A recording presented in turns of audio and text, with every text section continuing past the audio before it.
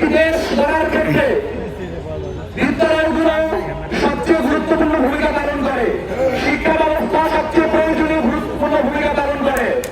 কিন্তু আপনারা শিক্ষক, আপনাদেরকে কি আমার আলাদা করে বলার প্রয়োজন নেই। আপনারা জানেন বাংলাদেশের বিভিন্ন সিস্টেমে শিক্ষা ব্যবস্থা, শিক্ষকরা, শিক্ষার্থীরা কি পরিমাণ অবহেলিত এবং অবমূল্যায়িত রয়েছে।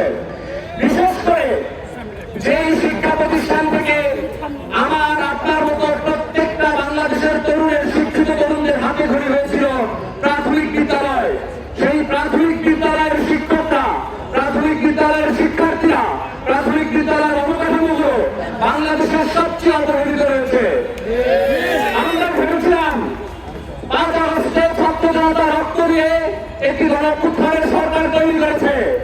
এই সরকার নিজের উদ্যোগে, নিজের দায়ে, নিজের চেষ্টায় এই শিক্ষকদের দুঃখ কষ্ট বুঝে নিজেরা সবগুলো সমস্যার সমাধান করবে। কিন্তু 10 মাস অতিবাহিত হয়েছে। আমরা দেখেছি বিগত স্বৈরাচারী আমলে যে সমস্ত কালো আইন করে, যে সমস্ত বিভিন্ন আইন করে খুঁটিনাটি বিষয়ে শিক্ষকদেরকে দমিয়ে রাখার চেষ্টা করা হয়েছে। বর্তমান স্বৈরাচারী সরকারের বিভিন্ন আমলারা, আগের স্বৈরাচারী সরকারের বিভিন্ন আমলারা বর্তমান সরকারের এই আকাঙ্ক্ষার মধ্যে দিয়েও সেই আইনগুলো পরিবর্তন করতে পারেন নাই। আমরা এজন্য আবার বলি, আপনারা খুব ভালো সিদ্ধান্ত নিয়েছেন। আপনারা আবার সেই মাঠ থেকে আমরা এই ফ্যাসিলিটি ব্যবস্থার বিরূপ করতে চেয়েছিলাম, সেই মাঠে এসে দাঁড়িয়েছেন। আমরা জানি আপনাদের প্রায় 50,000 শিক্ষক রয়েছে, যাদের 2020-এর একটি আইনের কারণে আপনাদের বিভিন্ন বেতন ভাতা এবং অবসর পরবর্তী সময়ে যে ধরনের জটিলতার মধ্যে পড়তে হয়। আপনাদের মধ্যে এমন অনেক শিক্ষক রয়েছেন যারা অবসরে গিয়ে চিকিৎসা করাতে পারছেন না এই আইনি জটিলতার কারণে। তিনি মারা যাচ্ছেন, কিন্তু তার বেতন জটিলতা তৈরি হয়েছে।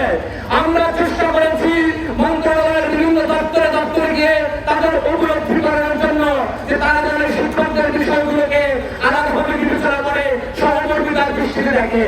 কিন্তু আমরা যথাযথ অগ্রগতি পাই নাই বিদায়ী আমাদেরকে মাঠে দাঁড়াতে হয়েছে।